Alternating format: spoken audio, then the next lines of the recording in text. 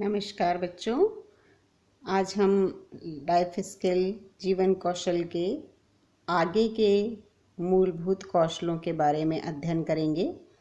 10 मूलभूत जीवन कौशल हमने देखे थे, जिनमें से इससे पहले हमने जो अध्ययन किया है वो किस किस का कर लिया। हमने किया स्व जागरूकता, सहानुभूति जीवन कौशल या संवेदना जीवन कौशल, निर्णय लेना जीवन कौशल, रचनात्मक सोच जीवन कौशल, गहन या आलोचनात्मक जीवन कौशल।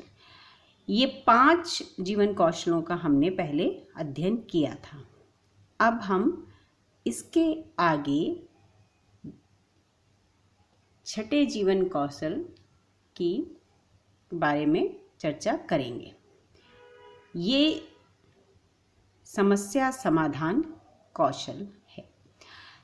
समस्या समाधान जीवन कौशल सभी व्यक्तियों के लिए ज़रूरी है और यह अपने सभी समस्याओं को कैसे हम एक उचित प्रक्रिया के तहत उसको सुलझा सकते हैं, यह कौशल यह सिखाता है।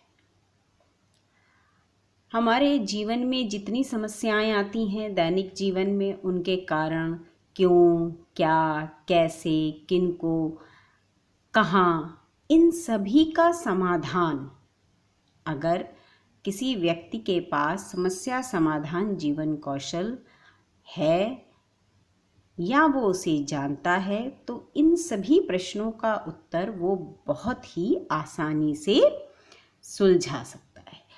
और समस्या सुलझाने के लिए या समस्याओं का समाधान देने के लिए उन्हें बड़े ही रचनात्मक तरीके से उनका हल निकालने में उसे मदद मिलती है।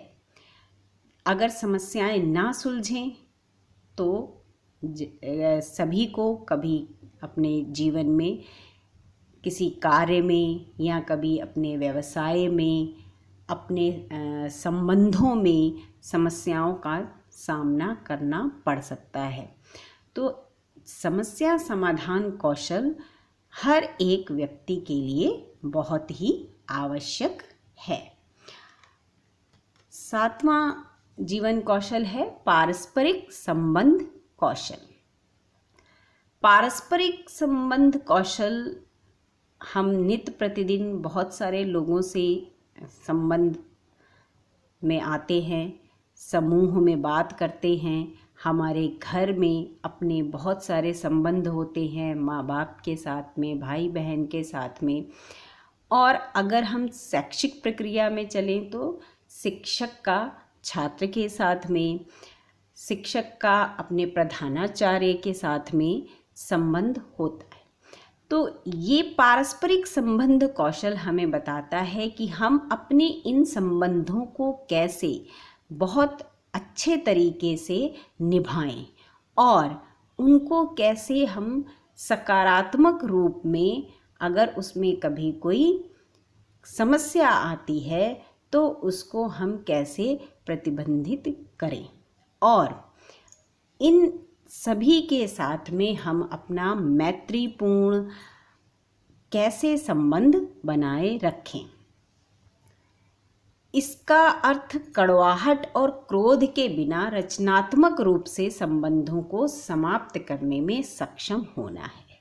अगर किसी व्यक्ति के अंदर पारस्परिक संबंध कौशल है या उसे इसका ज्ञान है और वो इसमें सक्षम है तो वह अपने संबंधों को बिना कड़वाहट के, बिना किसी क्रोध भावना के, बिना किसी अहंकार के बहुत अच्छी तरह से उसको बनाए रख सकता है।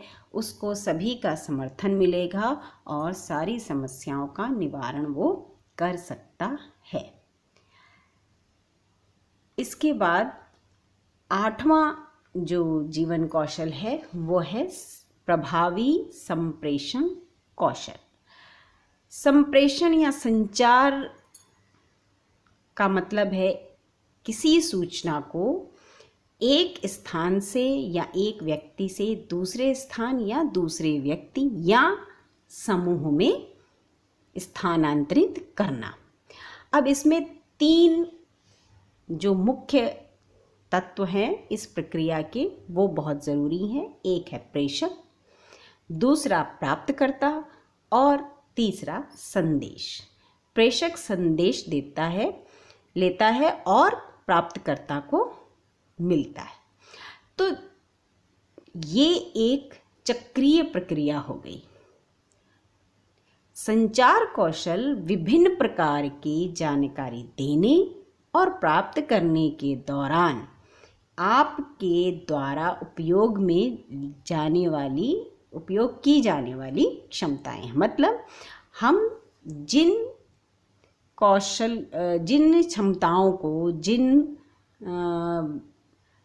योग्यताओं को हम संचार के दौरान प्रयोग करते हैं उन्हें हम संचार कौशल कहते हैं। अब संचार कौशल में सुनना, बोलना, देखना, अवलोकन करना, मौखिक और अमौखिक सारी ही क्षमताएं इसमें सम्मिलित हैं।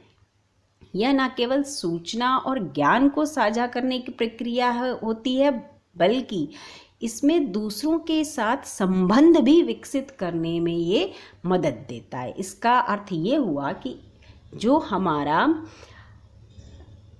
पारस्परिक संबंध कौशल है उसका ये एक बहुत अहम भाग है।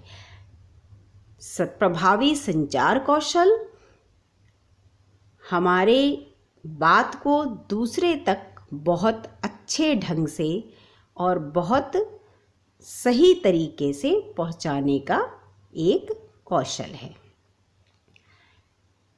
जब भी हम किसी को कोई बात समझाते हैं, शिक्षक विद्यार्थी को कोई पाठ समझाता है, तो उसके अंदर तो ये संप्रेषण कौशल बहुत प्रभावी होना चाहिए और प्रभावी ढंग से वो अपनी बात को रख सकता है। अगर शिक्षक के अंदर संप्रेषण कौशल नहीं है तो उसके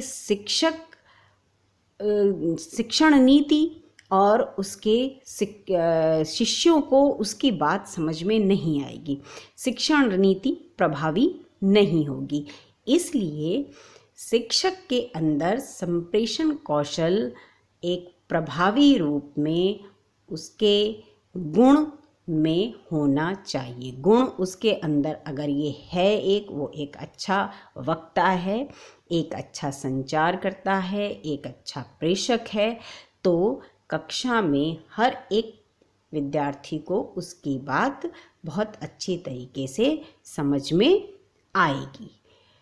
इसके बाद हमारे पास नवा जो जीवन कौशल है वो है तनाव को झेलना, या तनाव को किस तरह हम तनाव का मुकाबला करें। तो तनाव किसी भी प्रकार का हो सकता है, शारीरिक, मानसिक, भावनात्मक भी हो सकता है, और यह परिवार में भी हो सकता है, किसी के व्यवसाय के द्वारा भी उसको तनाव हो सकता है। तो तनाव को झेलना ये एक बहुत महत्वपूर्ण कौशल है। सबसे पहले ये पता होना चाहिए कि तनाव कहाँ से आ रहा है, फिर वो तनाव हमें क्यों प्रभावित कर रहा है, और फिर हम उस तनाव को किस तरह अपनी जीवन की शैली को बदलकर हम उस तनाव से मुक्त हो सकते हैं।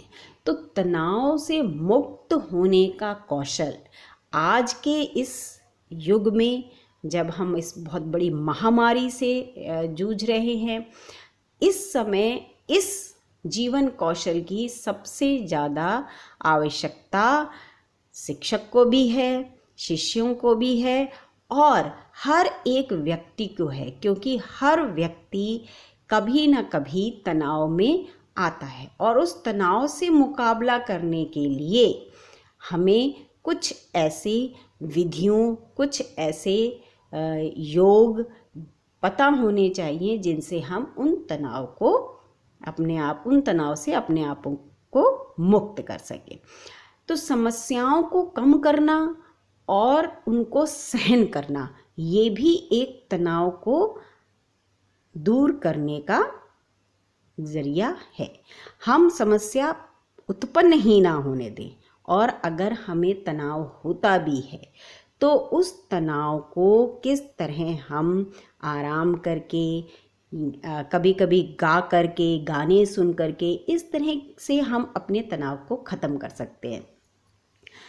शिक्षकों के लिए सबसे अच्छा है कि वो तनाव से मुक्त खुद भी रहें और तनाव से मुक्त अपने शिष्यों को भी रहना सिखाएं, जिससे जो ज्ञान हम दे रहे हैं उस ज्ञान का हमें जो फल मिले, या उस ज्ञान का जो हमें आगे उसका निष्कर्ष निकल के आए, वो हमें हमेशा धनात्मक रूप में मिले, हमें हमेशा आगे की ओर ले जाए, ना कि हमें हमेशा पीछे की ओर धकेले।